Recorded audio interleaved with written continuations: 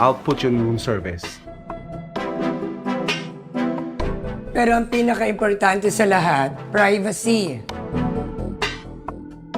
Mga piping saksi lang tayo dito.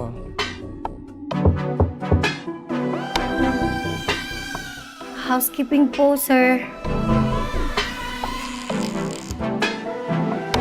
Wala naman akong pake kung hindi ka nadidiligan. Bakit?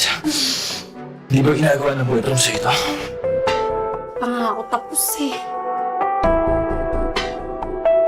Isisilip pang guest, no? Ito mo. Alam mo, Carol, dito lang ako, ah. Kung siya na mataas pangarap. Nakita sa panaginip ko. Sabi mo, gusto mo ako.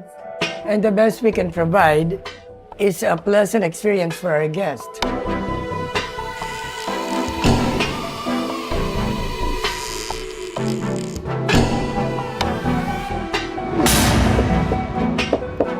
Pero if ever na tumawag ako para magpa-room service, di ba ikaw yung pupunta?